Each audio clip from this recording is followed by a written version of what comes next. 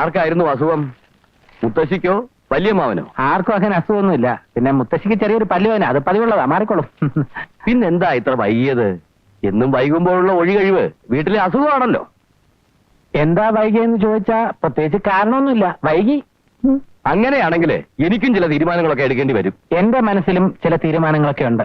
അതിന്റെ മുന്നോടിയായി ഞാൻ 2 ആഴ്ചത്തെ അവധി എടുക്കാൻ പോകും. 2 ആഴ്ചത്തെ അവധിയോ? അതെ. 2 ആഴ്ച കഴിഞ്ഞിട്ടും എനിക്ക് വരാൻ പറ്റുന്നില്ല എങ്കിൽ ഔസേപ്പച്ചന് വേറെ ആളെ നിയമിക്കാം. പോട്ടെ. എന്തൊക്കെയുണ്ട് മോനേട്ടാ വിശേഷങ്ങൾ? ഇപ്പൊ എന്തിനാ 2 ആഴ്ചത്തെ അവധി? ബെണ്ണേട്ടാൻ പോവാ? 2 ആഴ്ചക്കുള്ളിൽ എനിക്ക് വരാൻ പോകുന്ന മാറ്റങ്ങൾ നിങ്ങൾ നോക്കിക്കോ. പിന്നെ ഇന്ദിരയുടെ കല്യാണത്തിന് എന്റെ വക സമ്മാനമുണ്ട്, കുറച്ച് സ്വർണം. എന്തിനാ ഗോപിയേട്ടാ വെറുതെ ആളെ കളിയാക്കളെ? ഞാൻ പറഞ്ഞതാ, കല്യാണ തീയതി അറിയിക്കാൻ മറക്കരുത്. വരട്ടെ. മഹാഭാഗ്യവാൻ, നല്ല കാലം വരുന്നുണ്ട്. ഒന്നുകൂടി സൂക്ഷിച്ചു നോക്കുകയാണെങ്കിൽ 125 വയസ്സ് വരെ ജീവിക്കുവാനുള്ള ഭാഗ്യം ഈ കയ്യിൽ കാണുന്നുണ്ട്. വരണം, ഒരു കാര്യം പറയുവാനുണ്ട്. ഒന്നും പറയണ്ട. പണിക്കരേട്ടൻ ഇങ്ങനെ ആൽമരത്തിന്റെ ചോട്ടില് കാക്കക്കാഷ്ടത്തിന്റെ ഇടയിൽ ഇരിക്കേണ്ട ആളല്ല. തൽക്കാലം ഇത് വെച്ചോളൂ. ഈ പട്ടണത്തിന്റെ ഹൃദയഭാഗത്ത് ഞാൻ പണിക്കർക്ക് വേണ്ടി ഒരു ഗംഭീര മണിമാളിക പണി തരുന്നുണ്ട്. എന്നിട്ട് നാട്ടുകാർ മുഴുവൻ കാണത്തക്ക രീതിയിൽ വെണ്ടയ്ക്ക അക്ഷരത്തിൽ ഒരു നെയിം ബോർഡും, ജ്യോത്സ്യ നിപുണൻ പാണാവള്ളി കൃഷ്ണ പണിക്കർ. പോട്ടെ, സമയമില്ല. ഞാൻ ചേട്ടനെ കൂടെ വന്ന് കണ്ടുകൊണ്ടേ ഇരുന്നോളാം. ഇവിടെ പറയുന്നൊക്കെ അച്ചട്ടായിരിക്കും കേട്ടോ മാവാ. വരട്ടെ.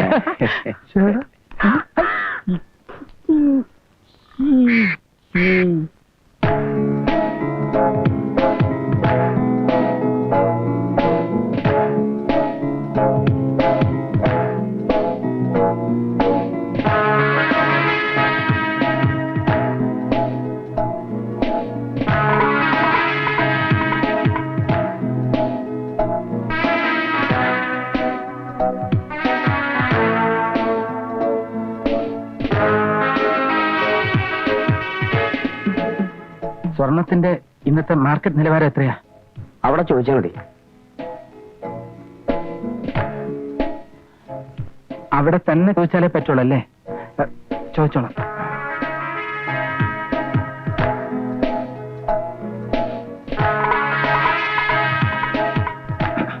സാർ, എന്തു വേണം? വില നിലവാരം ചോദിക്കാൻ വേണ്ടി. എന്ത് നിലവാരം? ഇരിക്കും. സ്വർണത്തിന്റെ ഇന്നത്തെ മാർക്കറ്റ് റേറ്റ് ഗ്രാമിന് 434 രൂപ. കൊടുക്കാനോ വാങ്ങിക്കാനോ?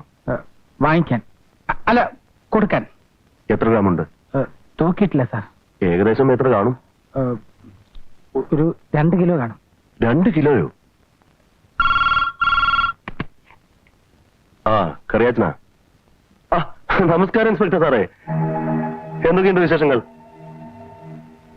ഇല്ല, ഒരു വിവരമില്ല. എന്തെങ്കിലും സംശയം തോന്നുകയാണെങ്കിൽ ഞാൻ സ്റ്റേഷനിൽ വിളിച്ച് അറിയിച്ചോളാം. ഓക്കെ. പിന്നെന്താ പറഞ്ഞത്?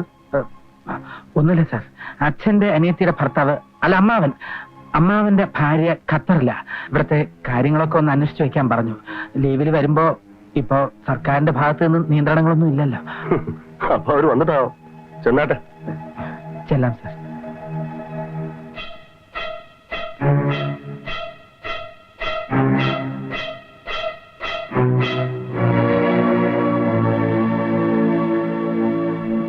ഒരു സോഡ, ഉപ്പൊട്ടും കുറയ്ക്കണ്ട. മധുരം തീരെ കുറയ്ക്കണ്ട കുട്ടിയെ. എന്തൊരു കഷ്ട. പ്രായം കൂടിയ ആൾക്കാർക്കൊക്കെ പ്രമേഹമാണ് ജനങ്ങളുടെ ധാരണ. ചായക്കടയിൽ പോയാലും കല്യാണത്തിന് പോയാലും ചായയില് പഞ്ചസാര കാണത്തില്ല. ചേട്ടാ, ഈ ഹരിദ്വാരത്തിലെ നായന്മാരുടെ കടയില് ശങ്കരേട്ടനും അപ്പുണ്ണിയും വിവരങ്ങളൊക്കെ പറഞ്ഞിരുന്നു. കേട്ട സ്ഥിതിക്ക് എനിക്കും എതിർപ്പൊന്നുമില്ല. പക്ഷേ ഇപ്പൊ തന്നെ എടുത്താൽ പൊങ്ങാത്ത ഭാര ഗോപിയുടെ തലയില്. ഒരു കല്യാണം എന്നൊക്കെ പറയുമ്പോ. ചേച്ചി എന്താ ഈ പറയണേ? ഇത് അങ്ങനെയുള്ള കല്യാണമൊന്നല്ലല്ലോ. അവര് തമ്മിൽ കണ്ടു, ചിരിച്ചു, അടുത്തു, ഇഷ്ടപ്പെട്ടു, ഇത്രയൊക്കെ ആയ സ്ഥിതിക്ക് ഇനി ഇപ്പൊ കൊട്ടും കുരവിയും സദ്യയും പാട്ടൊന്നും വേണ്ടാന്നാണ് എനിക്ക് തോന്നുന്നത്. ശങ്കരേട്ടൻ എന്ത് തോന്നുന്നു? അപ്പുണ്ണിക്ക് തോന്നിയതൊക്കെ എനിക്കും തോന്നി. മനസ്സിലായില്ലല്ലോ. എന്താ ഈ പറഞ്ഞതാ? അല്ല, നിങ്ങളെ. ഞാൻ ഈ കുട്ടിയുടെ അമ്മാവനാ. കണ്ണു കാണില്ല. കുട്ടി, തടി കുറച്ചുകൂടെ ഉഷാറാക്കണം. വിജയനെ കണ്ടില്ലേ നീയെ? കണ്ടില്ലേ? എന്താണ്? ഗോപി എത്തിയല്ലോ. മോനെ ഇത് വിജയന്റെ അമ്മയും അമ്മാവനുമാ വിവാഹം ഉറപ്പിക്കാൻ വന്നതാ. ഈ വിവാഹം നടത്തുന്നതിനോട് എനിക്ക് യോജിപ്പില്ല. ഗോപി തമാശ പറയാണ്. ഒരു ജോലിയില്ലാതെ നടക്കുന്നവന് എന്റെ സഹോദരി വിവാഹം കഴിച്ചു കൊടുക്കാൻ എനിക്ക് സമ്മതമില്ല. മോനെ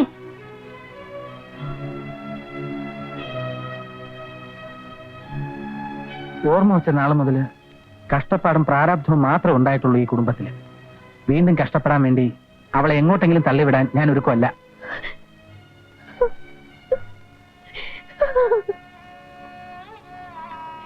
നിന്നെ ഒരുപാട് പൊന്നും പണവും കൊടുത്ത് നല്ല നിലയിൽ കെട്ടിച്ചയക്കും ഞാൻ. എന്താ വിശ്വാസാവണില്ലേ? സമ്മതമാണെന്ന് അറിയിച്ചോണ്ടാ ഞങ്ങൾ വന്നത്. ഇങ്ങനെ അപമാനിക്കാനായിരുന്നെങ്കിൽ മാറി പോവാം. അയ്യോ സ്വാമിജിയാ പറയണേ, നിങ്ങൾ പോവരുത്. ഓടോ. അവര് പോയി എന്ത് ചെയ്യാ? ഗോപി നിനക്ക് എന്ത് പറ്റിയിടാ മോനെ? ഒന്നും പറ്റിയിട്ടില്ല അമ്മേ. ഇന്ന് വരെ നിങ്ങളുടെ ഏതെങ്കിലും ആഗ്രഹങ്ങൾക്ക് ഞാൻ എതിരെ നിന്നിട്ടുണ്ടോ? ഞാൻ ഈ പറയുന്നത് നമ്മുടെ നന്മയ്ക്ക് വേണ്ടിയാണെന്ന് മാത്രം അമ്മ മനസ്സിലാക്കിയാൽ മതി.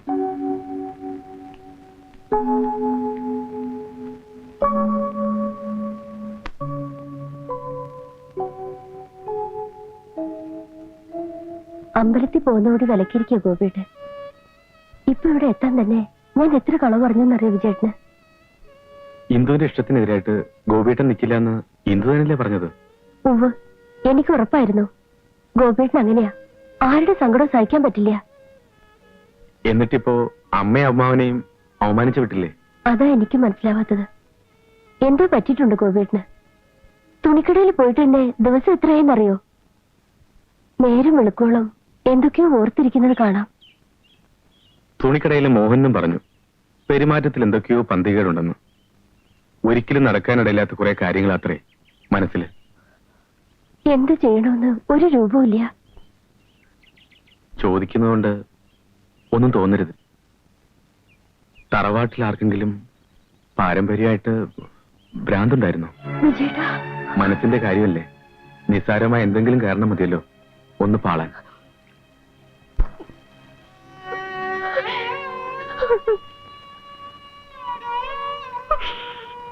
ഇന്ദു, കരയിപ്പിക്കാൻ വേണ്ടി പറഞ്ഞതല്ല. എന്ത് പ്രശ്നമുണ്ടെങ്കിലും നമുക്ക് പരിഹരിക്കാം. നിന്റെ വിജയേട്ടൻ എന്നും നിന്നോടൊപ്പം ഉണ്ടാകും.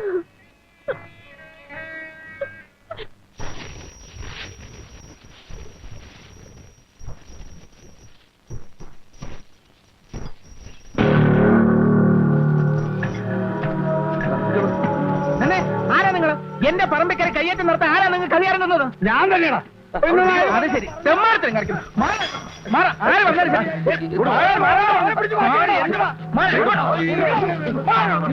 എന്റെ നെഞ്ചത്ത് ചവിട്ടിട്ട് നിങ്ങൾക്ക് ഇനി ഇവിടെ അടക്കാൻ പറ്റൂ? എന്റെ പണം ഞാൻ ചെലവാക്കിയിട്ടുണ്ടെങ്കിൽ അളന്ന് തിരിച്ചിട്ട് ഇനി ഞാൻ പോകും. ഇതും കൂടി വെട്ടിപ്പിടിച്ച് നിങ്ങളുടെ കുടുംബത്ത് കൊണ്ടുവന്നായിരിക്കും. അത് നടപ്പില്ല. നിങ്ങൾക്ക് തരാനുള്ള കാശിന്റെ ഇരട്ടി ഞാൻ തരാം ഒരാഴ്ചക്കകം. കാലം എത്ര ഇത് കേട്ടു തുടങ്ങിയിട്ട്? ബുധനാഴ്ചത്തെ അവധി കഴിഞ്ഞ് 1 മാസമായി. ഇനിയും തരുവത്ര. ചേട്ടാ, എന്താ ഇത്? ധനം വിദ്വാന് ഭൂഷണമല്ല ചേട്ടാ. താൻ തന്നെ കാര്യം നോക്കണം.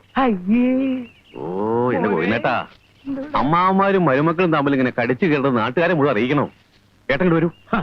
അല്ല പിന്നെ നീ എന്തിനാ ഈ സർപ്പക്കാവിൽ വന്ന് കിടക്കണേ? അവരെല്ലാം ഇവിടുന്ന് പോകാതെ ഞാൻ ഇവിടുന്ന് എഴുന്നേക്കില്ല. അവരൊക്കെ പോയില്ലോ. വാ വാ, എനിക്ക് എന്നെ തട്ടിയിടല്ലേ. ഏട്ടൻ ഇവിടുത്തെ അവസ്ഥയൊക്കെ അറിയാവുന്നതല്ലേ, എന്നിട്ടും എന്താ ഇങ്ങനെ? അവസ്ഥയൊന്നും എനിക്കറിയേണ്ട കാര്യമില്ല. ഞാൻ കഷ്ടപ്പെട്ടുണ്ടാക്കിയ പണമാ, അതെനിക്ക് കിട്ടണം. തരാനുള്ള കാശിന് 25 സെന്റ് സ്ഥലം ഞാൻ ഇവിടെ നടന്നെടുത്തിരിക്കും. അവന്റെ കൂടുതലൊന്നും പറയണ്ട. ഈ സ്ഥലം സൂത്രത്തിൽ ഒപ്പിച്ചെടുക്കാൻ വേണ്ടിയാണ് അന്ന് വലിയ കാര്യത്തിൽ രൂപ എന്ന് സഹായിച്ചെന്ന് ഇപ്പഴാ മനസ്സിലായത്. അച്ഛന്റെ സ്വത്ത് മുഴുവൻ കള്ളക്കേസിൽ സ്വന്തമാക്കിയത് പോരല്ലേ? എന്ത് ചേട്ടാ, എന്റെ നിയന്ത്രണം വിട്ടു തുടങ്ങിട്ടോ.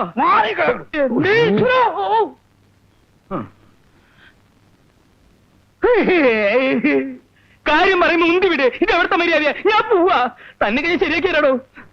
പോകുന്നോ പോട്ടെ, രണ്ടിലൊന്നും എനിക്ക് ഇപ്പൊ അറിയണം. അമ്മാവൻ ഇത്തവണ കൂടി ക്ഷമിക്ക്. ബാങ്ക് ലോൺ ശരിയായാലും ഉടൻ കാശ് തിരിച്ചു തന്നേക്കാം. ഇനി വരുന്നത് ഞാൻ പോലീസിനെ കൂട്ടിയായിരിക്കും. ആ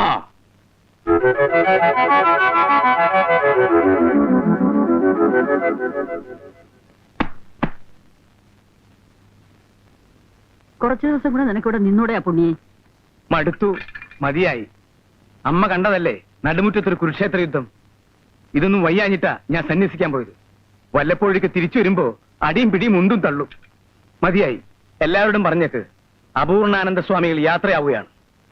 അമ്മ ഒന്ന് അനുഗ്രഹിച്ചേ. അനുഗ്രഹിക്കാൻ നീ അമ്മയ്ക്കും കൈക്കൂലി കൊടുക്കണോ? കേരളത്തിലല്ലേ ജീവിക്കണേ. ഞാൻ ചെയ്തത് തികച്ചും ശരിയാണെന്ന് തന്നെയാ എന്റെ വിശ്വാസം. ഈ കാര്യത്തിൽ ഞാൻ ഗോപിയേട്ടനെ കുറ്റപ്പെടുത്തു. എന്റെ അച്ഛനാണെന്ന കാര്യം പോട്ടെ, ഗോപിയേട്ടന്റെ അമ്മാവനാണെന്നെങ്കിലും ഓർക്കായിരുന്നില്ലേ? മായ, ഞാൻ പറയുന്നതിന്റെ അർത്ഥം മനസ്സിലാക്കാതെ ഗോപിയേട്ടന്റെ സ്വഭാവത്തിലൊന്ന് മാറ്റം കുറെ നാളായി ഞാൻ ശ്രദ്ധിക്കുന്നു. എന്തൊക്കെയോ മറച്ചു വയ്ക്കാൻ ശ്രമിക്കുക ഗോപിയേട്ടൻ. അയ്യോ, ഞാനൊന്നും മറച്ചു വെച്ചിട്ടില്ല, സത്യമായിട്ടും ഇല്ല. പിന്നെ അച്ഛൻ അടുത്ത ആഴ്ച എന്റെ രൂപ കൊടുക്കാന്ന് എങ്ങനെ പറഞ്ഞത്? ഇന്ദുവിന് 100 പവന്റെ സ്വർണം കൊടുത്ത് കെട്ടിച്ചയക്കാമെന്ന് എന്തിനാ വാക്ക് കൊടുത്തേ? ഗോപിയേട്ടൻ എന്താ കള്ളക്കടത്തുണ്ടോ? കള്ളക്കടത്തോ? തമാശയ്ക്ക് പോലും അങ്ങനെയൊന്നും പറയരുത്, വെറുതെ ആൾക്കാർ തെറ്റിദ്ധരിക്കും. സ്വർണ്ണരഥം, ദേഹം മുഴുവൻ സ്വർണം കൊണ്ടുള്ള ബഹളം, എന്തൊക്കെയാ പറഞ്ഞത്? അന്ന് എനിക്ക് സംശയം ഉണ്ടായിരുന്നു. അതൊക്കെ എന്റെ ഒരു സ്വപ്നം പറഞ്ഞാണ് മായേ. ഇടത്തരക്കാരന്റെ ജീവിതം മുഴുവൻ സ്വപ്നങ്ങളല്ലേ. അതൊക്കെ യാഥാർത്ഥ്യമാക്കാനുള്ള ശ്രമത്തില നിന്റെ ഗോപിയേട്ടൻ.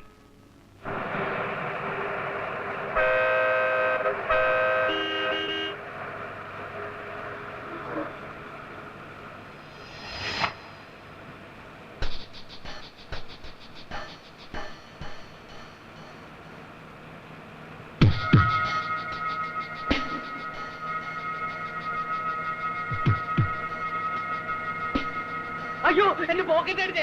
വണ്ടി നിർത്ത്.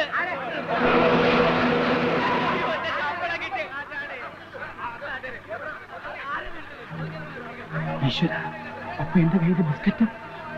ആരും ബഹളം വയ്ക്കണ്ട. ബസ് പോലീസ് സ്റ്റേഷനിലേക്ക് വിടാം. പോലീസ് സ്റ്റേഷനിൽ പോയി ചെക്ക് ചെയ്യാന്നൊക്കെ പറഞ്ഞ എനിക്കിന്നൊരു ഒരു PSC ടെസ്റ്റ് ഉള്ളതാ, സമയമായി. പോലീസിന്റെ ടെസ്റ്റ് കഴിഞ്ഞിട്ട് വേറെ ടെസ്റ്റ് ചെയ്താൽ മതി.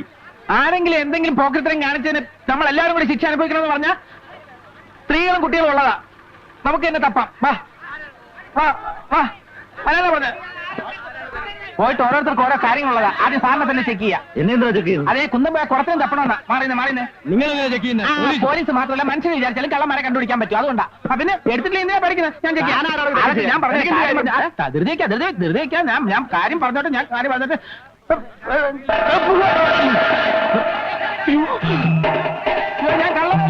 കള്ളനല്ല, ഞാൻ പോക്കറ്റ് അടിക്കാരനല്ല. സത്യമായിട്ടും എനിക്ക് ടെസ്റ്റ് ഉള്ളതാ. എന്നെ കൊണ്ട് പിരിഞ്ഞു പോണേ പ്ലീസ്. ഞാൻ പറയുന്നത് മനസ്സിലാക്കേ. അയ്യോ ഈശ്വരാ. അയ്യോ വരരുതേ. അയ്യോ ആരെങ്കിലും എത്തിക്കാൻ പോകരുത്. അയ്യോ.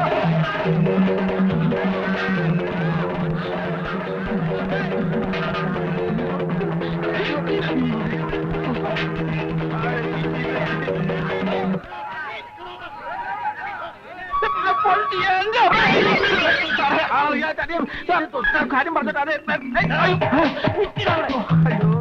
അയ്യോ പണം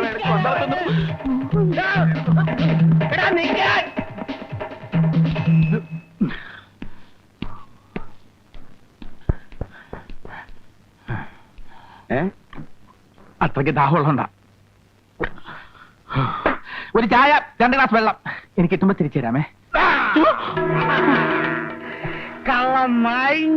മോനെ, എത്ര നാളാണോ നിന്നെ തെരഞ്ഞെടുക്കുന്നത്? കാശ് ഞാൻ പിന്നെ തരാം. എപ്പോ പിന്നെ? എന്റെ അഭിമാനത്തിൽ ഞാൻ പിന്നെ തരാം.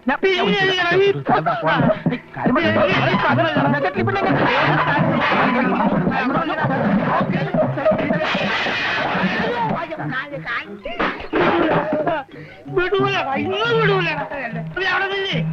അവിടെ നിന്ന് എനിക്ക് പൈസ കുറച്ച് തരാം. എടാ പൈസ കുറച്ച് അവിടെ നിൽക്കേ. ഈ രീതിയിൽ നീ എങ്ങോട്ട് പോകാനാടാ? ഈ ഹെലികോപ്റ്ററിൽ പറക്കാൻ. ആടാ നിന്നെ വിടൂലടാ. ഗോപിയേ, ഗോപ്. എടാ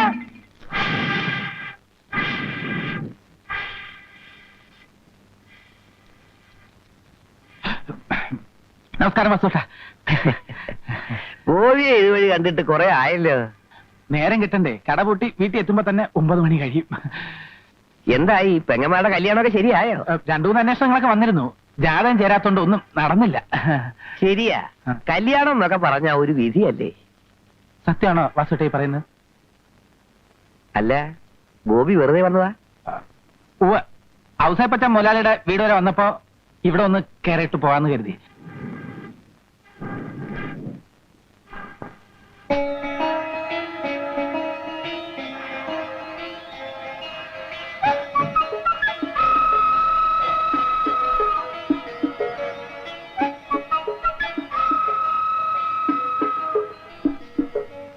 ഈ തീയിലിട്ട സ്വർണം കാണാൻ നല്ല ഭംഗിയല്ലേ? സാധാരണയായി വാസുവേട്ടൻ ഇവിടുന്ന് സ്വർണം ഒരുക്കി കൊടുക്കാറുണ്ടോ? എന്താ ഉരുക്കാൻ സ്വർണ്ണം ഉണ്ടോ കയ്യില്? അല്ല, നമ്മൾ ഈ പത്രത്തിലൊക്കെ വായിക്കാറില്ലേ, 2 കോടിയുടെ സ്വർണം പിടിച്ചു, 3 കോടിയുടെ സ്വർണം പിടിച്ചു എന്നൊക്കെ. ഇതൊക്കെ എങ്ങനെയാ വിറ്റ് കാശാക്കുന്നതെന്ന് ഒരെത്തും പിടിയും കിട്ടുന്നില്ല. ആവശ്യമില്ലാത്ത കാര്യം ഓർത്ത് എന്തിനാ ഗോപി തല ഉണ്ടാക്കുന്നേ? ഞാനും അത് തന്നെ ആലോചിക്കുന്നത്. ആവശ്യമില്ലാത്ത ഓരോ കാര്യങ്ങൾ ഓർത്ത് നമ്മളെന്തിനാ തല പുണ്ണാക്കാക്കുന്നത്?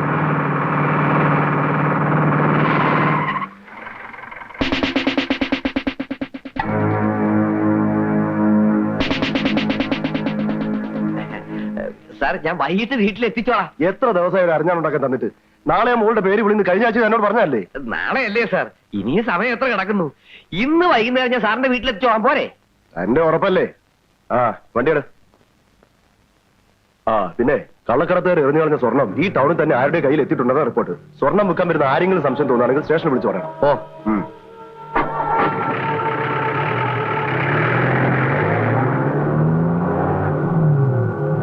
ചെക്കൻ അന്ന് രാത്രിയിൽ താമസിച്ചു വന്നപ്പോ മുതല് ഞാൻ ശ്രദ്ധിക്കുന്നതാ ഒരു മാറ്റം.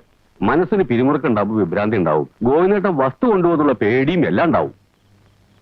100-200 പവൻ കൊടുത്ത് ഇന്ദുവിനെ കെട്ടിച്ചയക്കുമെന്ന് പറഞ്ഞതായി എനിക്ക് മനസ്സിലാവാത്തെ. സ്വബോധം ഇല്ലാണ്ടായ പിന്നെ പറയുന്നതിന് വല്ല അർത്ഥം. മോഹൻ ഇവിടെ വന്നിരുന്നു. നീ കടയിൽ പോയിട്ട് കുറെ ദിവസമായെന്ന് പറഞ്ഞല്ലോ അവൻ. ഞാൻ ആ ജോലി വേണ്ടെന്ന് വെച്ചു. എന്താ കാരണം? കാരണമൊന്നുമില്ല, എനിക്ക് തോന്നി. ദിവസവും കിടന്ന് മരിച്ചു പണിതാൽ എന്താ കിട്ടുമെന്ന് എനിക്കല്ലേ അറിയൂ. എന്റെ കുട്ടി, ഇന്നത്തെ കാലത്ത് ചെറുതാണെങ്കിലും ഒരു പണി കിട്ടാന്ന് വെച്ചാ. അമ്മാമ പേടിക്കണ്ട, സ്വന്തമായിട്ടൊരു കട ടൗണിൽ തുടങ്ങിയാലെന്ന് ആലോചിക്കാൻ ഞാൻ. അതിനൊക്കെ പൈസ എത്ര ഉണ്ടായാലാ? അതൊക്കെ ഉണ്ടാവും. എവിടുന്ന്? ഈ ഉമ്മർത്ത് ഇങ്ങനെ ഇരുന്ന് 4 നേരം സുഖഭക്ഷണവും കഴിച്ച് ജീവിതം തള്ളി നീക്കിയാല് അതൊന്നും മനസ്സിലാവില്ല. അതിന് ബുദ്ധി വേണം, ബുദ്ധി. ഉള്ള സ്ഥലം വിറ്റ് നിന്ന് ജീവിക്കാൻ ആർക്കും പറ്റും. ഗോപി, ആരും എന്നെ കൊണ്ടൊന്നും പറയിക്കണ്ട. നീ കേട്ടില്ലേ ജാനകി? നാരായണനാര് മരിച്ചപ്പോ വാവിട്ട് കരയുന്ന 4 കുഞ്ഞുങ്ങളുടെ ഉത്തരവാദിത്വം ഏറ്റെടുത്തവനാ ഞാൻ. എന്നെ പോലും മറന്ന് ഞാൻ അവർക്ക് വേണ്ടി ജീവിച്ചു. ഇപ്പൊ എനിക്ക് കിട്ടി അതിനുള്ള പ്രതിഫലം.